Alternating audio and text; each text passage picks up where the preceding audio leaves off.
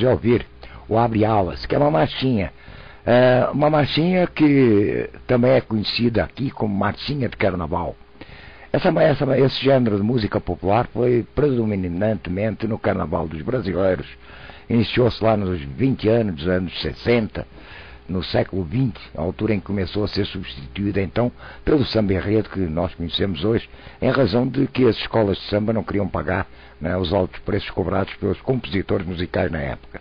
No entanto, no Rio de Janeiro e em diversas cidades do Brasil, as centenas de blocos carnavalescos que atualmente desfilam durante o carnaval continuam a cada ano lançando novas marchinhas e revivendo as antigas. E hoje, também logo após o programa Culturas e Identidades, nós fizemos então para vocês, iremos trazer para vocês uma seleção dessas marchinhas.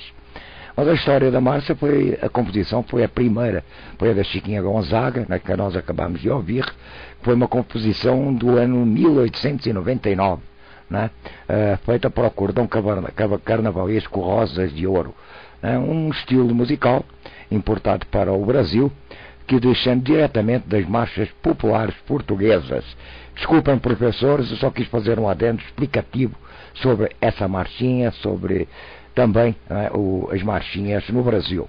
Mas, professores, em contraste com os carnavais mediáticos das grandes urbes mundiais, muitas aldeias e vilas transmontanas, elas mantêm as suas tradições do entrudo. E isso fiéis aos rituais do ciclo de inverno, né, de raízes medievais, e que hoje são um retrato vivo, né, de uma civilização rural que teme sobreviver na região. Desfiles diabólicos de caretos, matarponas, pacanitos, leituras de testamentos ou papeladas, julgamentos proibidos, pulhas casamenteiras, né?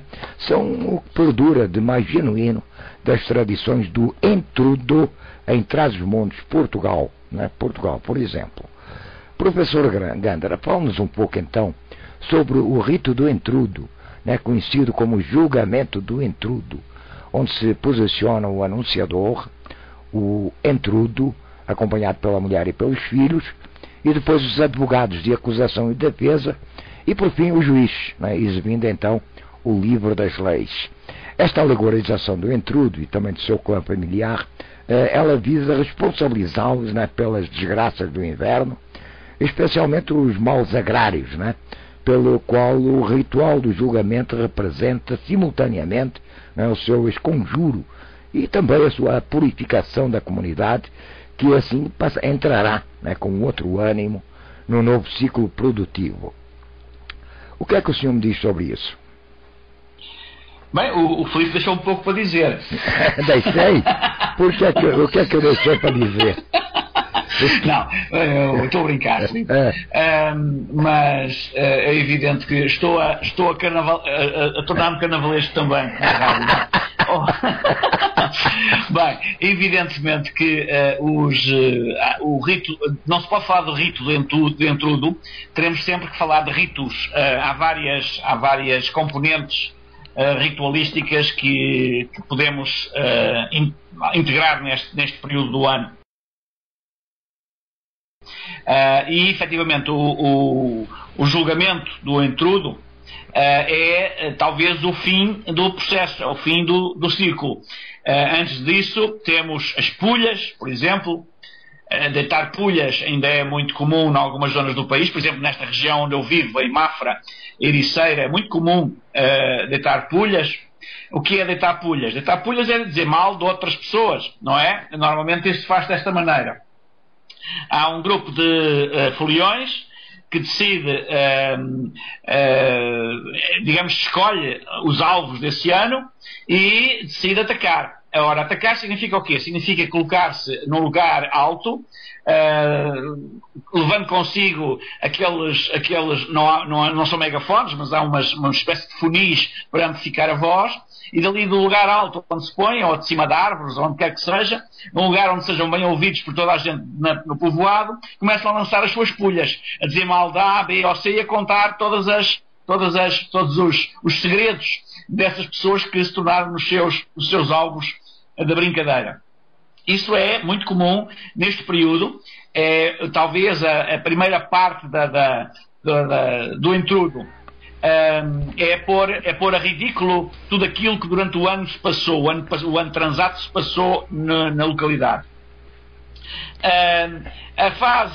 Há uma fase intermédia que podemos dizer que tem a ver com brincadeiras já mais próximas, de proximidade, que passam por causar sustos de várias ordens, depende da zona do país, da zona de Portugal, o tipo de sustos que se provocam, que se criam. Outra fase é das máscaras, sobretudo das máscaras dos travestidos, não é? Ou seja, das pessoas que mudam de sexo por intermédio da roupa que usam, mudam de sexo, e esses que mudam de sexo são normalmente homens que se transformam em mulheres, e as mulheres não são, muitas vezes, quase sempre, hoje já vai havendo algumas exceções, mas tradicionalmente as mulheres não eram aceites no seio destes grupos. Estes grupos eram exclusivamente formados por homens. Isto também tem a ver, evidentemente, com as proibições da religião e com o facto de as mulheres andarem confundidas com homens, mas por sua vez também a fazer de conta que são mulheres. E, portanto, tudo isto, evidentemente, tem as suas razões que não vale a pena, se calhar, estarmos a esmiuçar. Mas é, efetivamente, muito interessante essas questões são todas muito interessantes. Bem, curioso também, e isso talvez interesse ao Brasil, é que esses homens, que se travestiam de mulheres, aqui eram chamados em muitos sítios turcos. Ou as turcas, melhor dito, as turcas, porque eram mulheres, não é? Ou tinham um aspecto de mulheres, eram as turcas. Essas turcas, por exemplo, ainda na região onde eu vivo, na Ericeira, são muito vulgares. O carnaval na Ericeira, o intrudo na Ericeira, é vivido sobretudo em torno desses grupos de homens que se mascaram de mulheres e que fazem as maiores patifarias aos outros que não pertencem ao grupo. Por exemplo, noutras regiões do país, e este período corresponde a outro género de rituais, como por exemplo a queima do galheiro, que é um pinheiro que tem que ser roubado, porque o roubo faz parte também do processo do intrudo. Ou seja, os objetos utilizados no intrudo, visto que o mundo está de pernas para o ar, o mundo foi posto às avessas, e o roubo é uma quebra da lei, o roubo faz parte integrante deste processo, e portanto todos os objetos utilizados têm que ser roubados. Evidentemente que é um roubo, digamos, de pouca monta, e normalmente até os objetos roubados são devolvidos, mas havia que roubá-los para poderem ter o efeito desejado. Isso é também uma questão de magia. Aqui o objeto roubado que tem que se devolver depois de realizado o ritual, faz parte de uma série de preceitos mágicos que são muito comuns ainda em Portugal, em algumas regiões, não apenas do norte do país, mas em algumas regiões onde estes costumes tradicionais têm sido mantidos durante mais tempo. A queima do galheiro está muitas vezes associado à queima do entrudo, porque o entrudo, depois de julgado, muitas vezes é queimado. É claro que se trata de um boneco, não é? Embora podendo ser alguém de carne e osso a ser julgado para gáudio do público que assiste, na realidade depois no final a condenação à morte é um boneco que é executado. E portanto o galheiro em Vila do Conde é a representação do intrudo depois dele julgado. Bem, esta leitura do testamento do intrudo, porque há um julgamento e há um testamento. O intrudo tem que deixar a memória da sua passagem e tem que deixar uma espécie de, digamos, uma espécie de sermão que o intrudo, ou quem encarna o intrudo, diz para os seus semelhantes, que evidentemente têm que ser ensinados ou têm que ser lembrados de quais são as práticas e quais são os sentidos e as razões daquele ato. E, portanto, há um testamento. O testamento do intrudo é lido pelo próprio intrudo antes de ser executado, o que também acontece em muitos sítios. Em alguns lugares, além da queima do intrudo, portanto, do testamento da queima do intrudo, há ainda o enterro do intrudo, que muitas vezes é a parte, isso acontece em quarta-feira de cinzas habitualmente, é a parte quase anedótica do assunto, porque há sempre muita gente mascarada associada a este evento, que é também marcado por imensas bombas, foguetes, algazarra, etc. Tudo quanto seja de mais estridente e de mais desagradável é o que acontece. Bem, para além disso, e esta parte é a parte importante e que tem a ver com a minha pergunta de há pouco, não é? É porque, por exemplo, e o peso dos jesuítas no Brasil foi muito grande, os jesuítas inventaram uma prática com o objetivo de desviar a atenção do intrudo, para as pessoas não comemorarem o intrudo. E isso aconteceu com a criação das chamadas veladas das 40 horas, que foi adotada pelos jesuítas em 1608. E, portanto, como veem, o problema da catequese é muito importante para explicar certas coisas, e sobretudo estas que têm um fundo religioso muito forte. Bem, mas eu ainda tenho mais umas histórias para contar, sobretudo dos interditos associados ao intrudo, mas vou deixar isso para outra ocasião. Mas isso é uma malvadez enorme. Mas eu sou malvado.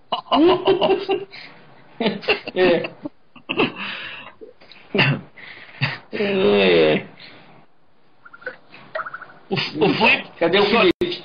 O Filipe abandonou-nos. Foi-se embora. Foi brincar o intrudo. Não foi nada, eu estou falando. Não foi nada. Eu estou falando que o Gandra. Estou aqui. Eu estou falando o seguinte: o Gandra está escondendo o ouro. Como sempre, eu escondo o ouro, né? Quer dizer, aquela parte. Eu guardo para a melhor oportunidade, que será a minha próxima fala, talvez. Tá bom. Bem, mas, professor L'Oreal, o Brasil ele teve o rito do intrudo, não é verdade? Em que consistia ele fora da corte do Rio de Janeiro, como por exemplo na Bahia? Pois é. É interessante essa colocação do Gandra para nós, para a gente verificar como era o intrudo em Portugal. Sim. Sim. Não é? Para nós verificarmos se esses ritos lá em Portugal convergem ou têm alguma semelhança com os ritos que tem no Brasil. Porque se de fato esses ritos aqui tiverem sido bastante adulterados, né, aí certamente a tese que o Gandra está propondo, que é a da catequese, fará certamente um sentido. Agora, claramente que nós teremos tido esse tipo de influência, porque os jesuítas vão mandar no Brasil, serão os educadores oficiais, né, durante 300 anos. Não havia nenhuma escola no Brasil que não fosse jesuíta, ué. Né? E de fato nós nos esquecemos desse detalhe. A educação do Brasil começa com Dom João III, né? Dom João III instala a companhia jesuítica aqui e eles abrem todas as escolas. Todas. São educadores eméritos. Né? Mas, de fato, essa catequese deve ter sido muito forte. Bom, eu vou falar rapidamente, porque eu gostaria de, no caso da Bahia, segundo os entendidos, os folcloristas, como o Mero Moraes Filho, por exemplo, eles falam que a comemoração do intrudo na Bahia é onde tem o tipo de comemoração menos brutal, por conta do amestiçamento. Isso é interessante. Essa colocação que eles fazem. O amestiçamento na Bahia confere ao intrudo um caráter mais leve. Né? Porque o intrudo é um jogo que verifica-se, evidentemente, ao longo do país inteiro. E alguns indivíduos, alguns historiadores, não sabem dizer ao certo se vai existir uma evidência dificultosa, vamos dizer assim, de detectar de onde veio o intrudo. Então, os portugueses importaram o intrudo da Índia. Alguns falam que ele veio dos Açores. através dos portugueses, quando eles vão para o reino de Pegu. Outros falam que pode ter vindo de alguma coisa além do Ganges, não sei. Esse folguedo, digamos assim, está, de certa forma, apartado. Tem alguns pesquisadores que falam também que a gente encontra no Entrudo algumas adaptações do cristianismo antigo, né, dos chamados cerimoniais velhos que são encontrados no Levítico, né, são onde você tem fórmulas purificadoras de ascese, né. Entretanto, assim, resumidamente, o que era o Entrudo na Bahia? O Entrudo na Bahia era um preparativo de folia. Ele começava 2 meses antes da Quaresma, né. Há, inclusive, relatos no Brasil que o Brasil começa a comemorar o Carnaval em outubro. E essas comemorações faziam parte do Entrudo. Então, o Entrudo no Brasil, assim, marcado, ele vai começar em outubro e ele perdura até antes do período da Quaresma. Mas vamos voltar aqui à questão da Bahia. No caso da Bahia, nós temos vários autores que descrevem um costume muito curioso de atirar laranjas e limões nas pessoas, além das bacias de água. Então, as pessoas ficavam dentro da casa e ficavam os escravos, os negros, durante dias e dias e dias, preparando bacias, jarras, toalhas, que ficam na porta das casas. Agora, sobretudo, era uma batalha. O Entrudo na Bahia é, de fato, considerado uma batalha. E, nesse aspecto, ele vai ser violento. Né? Então, ele é primitivo, ele é sensual, ele é preterido, né? Mas, ao mesmo tempo, por exemplo, o Entrudo carioca, nesse aspecto, dizem que eles têm algumas diferenciações do Entrudo baiano. No caso do Rio de Janeiro, por exemplo, há tradições de que, e na Bahia também, de que os cultos orgiásticos do período do Entrudo eram assim, de arrancar pica-pau do oco, né? A Saturnália romana ficava assim no chinelo. Tá? O próprio imperador Dom Pedro II e a corte dele participava, gostava do Entrudo, ele permitia isso. E há um caso curioso, porque teve um arquiteto famoso ligado a Dom Pedro, que é o Grandjean de Montigny. Ele veio junto com a missão francesa. Ele gostava tanto do Entrudo, que ele adquire uma doença seríssima e acaba morrendo dessa brincadeira, dessas orgias aí. Enfim, na Bahia especificamente, assim, resumidamente, para a gente não perder muito tempo com isso, o que vai acontecer é isso. Você tem brasas, doces que são feitos, as mulheres, as negras, ficam dias e dias e dias fazendo doce. Faz doce de limão, faz doce de laranja, faz sonho e atira nas pessoas, né? Atira vela acesa. É uma coisa assim muito curiosa aquilo ali. Desciam famílias inteiras, às vezes um sobrado em frente ao outro, as famílias desciam e ia fazer aquele combate na rua, né? Então, mais do que uma brincadeira, ele era sim também um processo altamente dramático de briga, né? de contenda ali. A memória que nós temos das chamadas vendedoras de limões de cheiro, as cantadeiras, as afinadeiras, elas ficavam na rua declamando aquelas trovas do Entrudo, né? Enfim, é mais ou menos isso. E às vezes, quando a brincadeira estava muito séria, eles chegavam e iam pegar um folião, um transeunte, aliás, a pessoa poderia falar assim: não, eu não posso brincar, eu não posso me molhar porque eu estou doente. Então, com isso, ele tinha um salvo-conduto, né? Mas a quantidade de descompostura e tudo era permitido, certo? Mas essa vem a ser talvez uma das razões pelas quais o desembargador, pela violência do Entrudo que ele tinha, ele proíbe, entre outras coisas. Porque, de fato, parece que os historiadores falam que haveria aí sim um exagero, né? Agora, o que eu gostaria de falar, por exemplo, é que no Brasil marca-se que o entrudo é importado dos Açores. É curioso isso. Isso é como o culto do divino vir dos Açores, claro. Chegou aos Açores de Portugal e depois foi para o Brasil, evidentemente. Essa é a justificação que eu encontrei em Santa Catarina. O culto do Império é açoriano. Não é. Os Açores já o herdaram de alguém, não é? E, portanto, evidentemente que é a mesma história que se coloca relativamente ao Carnaval, certamente. Pois é. Em relação ao entrudo, há muitos historiadores, muitos mesmo, que falam que a origem dele é dos Açores. Ou seja, você já tira, aí é que eu estou falando, tira a trajetória do Carnaval brasileiro, ela retira de Portugal, sabe-se que chegou com os portugueses, mas ela retira de Portugal e joga para os Açores. Então isso, no meu entendimento, é algo que tinha que ser revisto. Tá?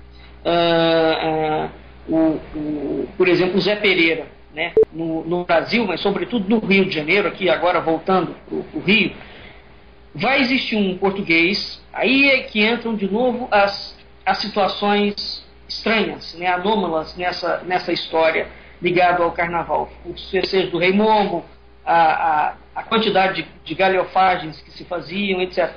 Haviam tipos populares muito notórios, né?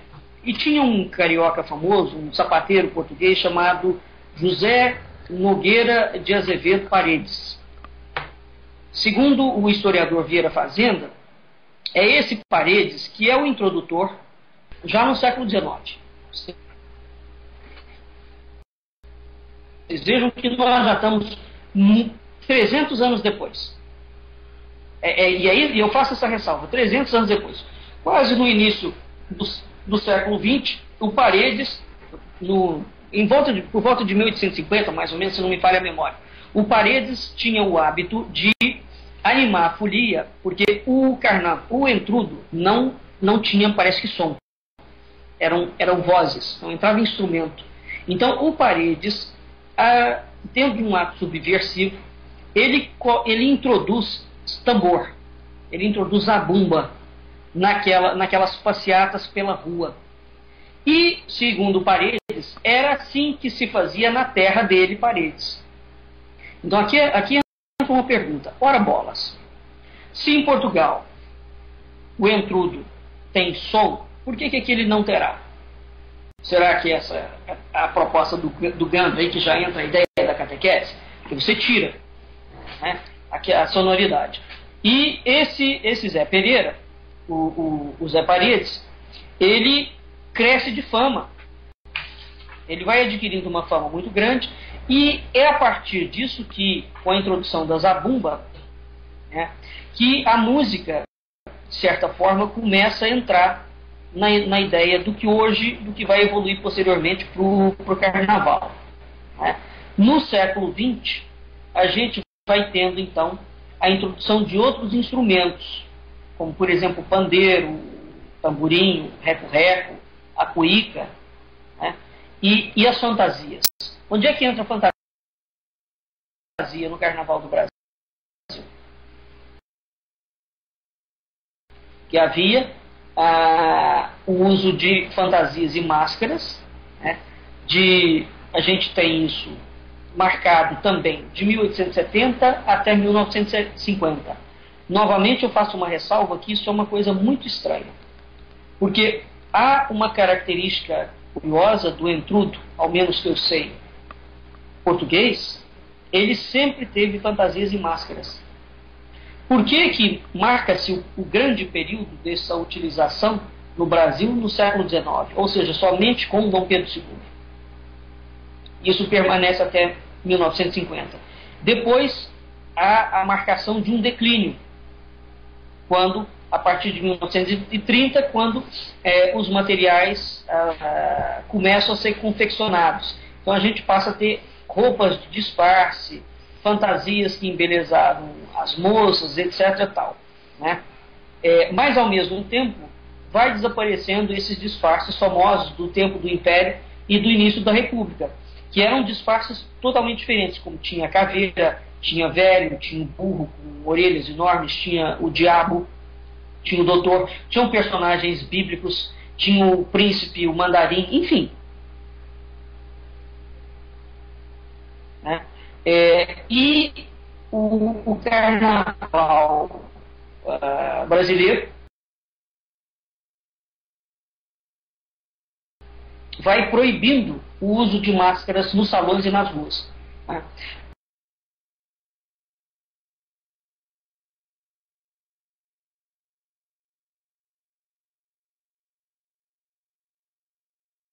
A gente tem registrado, por exemplo, que em 1600 as máscaras foram proibidas.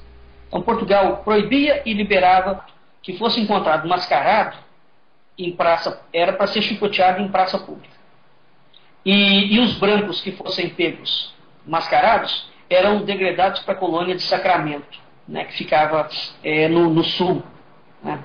Então, na década de 30, até a década de 30, nós temos ainda aquelas fantasias utilizadas com máscaras. O gigolô, a dama espanhola, o malandro, etc. Depois isso tudo foi acabando, e os homens vão adquirindo aquela roupa que hoje a gente vê muito no carnaval, que é aquela roupa do malandro, típico carioca, né, de chapéu, roupa branca, calça branca, etc. Tal. Ou até chegar a ideia de que o homem está de busto nu e as mulheres completamente nuas. Né? Então, aqui é que a gente tem a origem da ideia, começa no século XX, os chamados bailes de carnaval. Eles surgem num ambiente fechado, tem fantasia, tem máscara, etc. Tal. O carnaval carioca registrado surge em 1641 e ele é promovido por um governador, que é o Salvador Correia de Sá, em homenagem a quem? A Dom João IV, que é o restaurador do reino, né, de Portugal. Então, essa festa que o Salvador Correia de Sá promove dura uma semana, do domingo de Páscoa em diante. Aí você tem jogo, você tem os sujos, os mascarados, etc. Tal. Outro carnaval importante no Brasil foi exatamente o que comemorou o casamento de Dom João VI com Carlota Joaquina, né? E esse baile de máscara também acontece aqui. Né? Então nós temos assim uma situação muito curiosa, e eu não sou especialista nesse assunto, mas creio sim que vai existir uma lacuna, que é essa lacuna da versão que incide sobre os Açores e não sobre Portugal continental a grande tradição do entrudo. Seja como for, e essa priorização de datas. Ora, se desde 1600 e pouco nós temos, por decreto, uma proibição, então isso significa, evidentemente, para o governador proibir todo mundo, seja branco, seja negro, né, de comemorar o intrudo, aquilo ali tinha que ser uma comemoração geral no país inteiro. Senão não faz o menor sentido o governador proibir. Concordam comigo? Então a gente não pode presumir ou pontuar que a festa do carnaval ela vai se localizar mais no século XIX, ou ser muito resguardada pelos negros. Né? Tem um vazio aqui, uma outra leitura histórica que a gente precisaria de fazer sim, porque mesmo dentro dessa negativa, consegue-se perceber que o entrudo em si permanece quase que até o século XX. E depois é que entra o que a gente chama de carnaval. Então essa tradição legada por Portugal, ela dura aí 400 anos. E ela vai se espalhar. É o que eu falei no primeiro bloco. A gente tem isso espalhado no Nordeste, né? O carnaval como um todo no Brasil é uma festa muito grande. Como todas as festas portuguesas trazidas por Portugal, a festa do Divino é muito viva, o carnaval é muito vivo, e me custa crer que isso possa ser debitado somente a essa influência de portugueses açorianos. aí nós teríamos que ver a quantidade de portugueses açorianos que vieram aqui. Não faz sentido essa... L'Oréal até poderá fazer, por exemplo, em Santa Catarina ou noutros locais onde os açorianos foram importantes colonizadores. Mas isto não significa que a origem do ritual esteja nos Açores. Os Açores herdaram de Portugal, porque os açorianos colonizaram os Açores. Eram portugueses que foram colonizar os Açores, tal como a Madeira. E, portanto, não se pode colocar nos Açores uma coisa que está a montante dos Açores, que é exatamente a origem dos açorianos. Os açorianos não nasceram como cogumelos nos Açores, não é? Portanto, não é, evidentemente, essa atitude da antropologia, dos antropólogos e dessa historiografia é uma atitude autista, completamente autista, porque talvez haja alguma intenção até nisso, não sei. Isso aí eu entendo. Para não falar de Portugal, não falar de Portugal, fala dos Açores, que não é bem Portugal. Porque eles quiseram realmente associar a colonização açoriana. Exato. Não. A colonização açoriana ao evento, né? Arô. Mas vamos lá ver. E quando eles não associam a colonização açoriana... Quando eles não associam a colonização açoriana, eles vinculam diretamente a uma tradição afro-brasileira. Portugal é suprimido da história. Até os dias de hoje, né? Até os dias de hoje, a cultura, realmente eles evidenciam muito mais a afro do que propriamente a portuguesa, né? Todos os historiadores. Mas vamos lá ver. Há aqui uma outra questão que talvez seja interessante até para se perceber o que é que se passava no Brasil. Em Portugal havia os chamados corsos de carnaval, não é? E o que era um corso de carnaval? Por exemplo, em Lisboa era muito vulgar isso acontecer, há fotografias, inclusive ainda hoje vi fotografias de corsos do carnaval do final do século XIX. O que era um corso do carnaval? O corso do carnaval era uma espécie de desfile, era um desfile de carros alegóricos, normalmente puxados por animais ou até por pessoas, ou empurrados por pessoas que tinham exatamente os carros alegóricos, como nós os conhecemos, por exemplo, no Carnaval de Torres Vedras e noutros carnavais aqui hoje acontecem em Portugal. São carros que tentam ridicularizar alguma situação ou alguma pessoa particular e que levam normalmente em cima de si ou dentro de si, uma série de indivíduos que vão atirando confetis, noutros tempos atiravam laranjas, atiravam água, atiravam muita coisa que foi sendo proibida a pouco e pouco porque, pelos vistos, foram sendo utilizados objetos contundentes. E havia feridos, no meio da multidão havia sempre feridos. Mas esses cursos, isso tem algo a ver, quanto a mim, com aquilo que são as escolas de samba e os desfiles das escolas de samba. E também é português, antes de haver no Brasil. Como se percebe. Até os próprios enredos, né? Tal como, portanto, e havia sempre histórias, havia inclusive argumentos como há os enredos. O enredo é aquilo que nós chamamos de argumento, não é?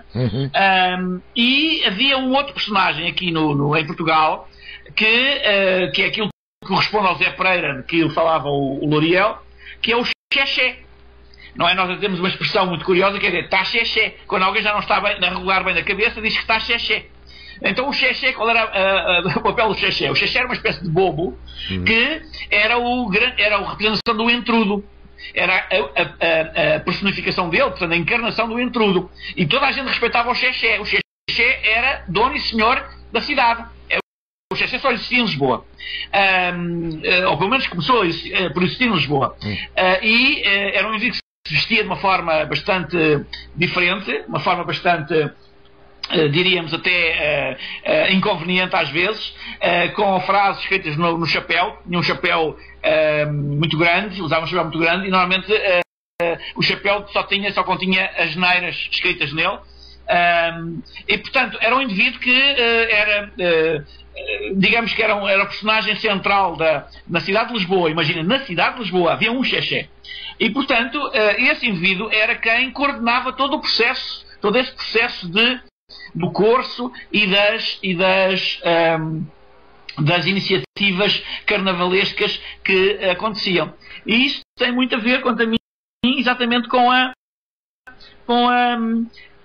aquilo que se vai passar no Brasil mais tarde, evidentemente com outros enquadramentos, com outras intenções, com outra visibilidade, com outra espetacularidade, porventura. Eu nunca assisti a nenhum curso de carnaval destes antigos, evidentemente, não sou assim tão velho, sou velho, mas não, sou antigo, mas não sou tão velho, e portanto não dá para perceber, mas a partir das fotografias que nós temos, percebemos que efetivamente, e lembrando-me inclusive do que me contava o meu pai, a minha mãe, a minha avó, acerca do que se passava, a coisa era mesmo rija. Era uma folia muito rija e era uma coisa organizada e ao mesmo tempo desorganizada. E portanto era o carnaval da rua, em suma. E portanto isso é português, ou se não é português, pelo menos aqui em Portugal existiu no século XIX.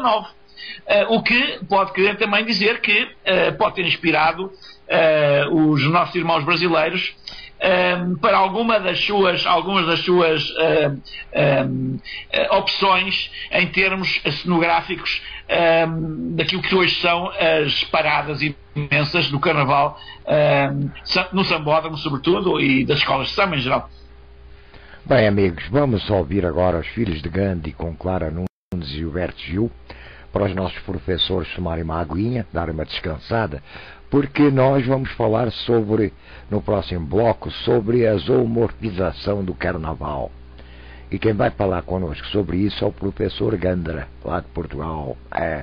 Nosso amigo professor Manuel J. Gândara, que inclusive está lançando um livro, depois a gente vai falar sobre isso. Vai falar sobre isso no final do programa. Vocês estão com o programa? Ainda estou a lançar, mas só em março é que fica pronto. Tá bom, mas eu quero saber um pouquinho sobre ele. Dá licença? Okay. Posso saber ou é segredo? Pode saber, não é segredo. Tá bom. Vocês estão no programa Culturas e Identidades.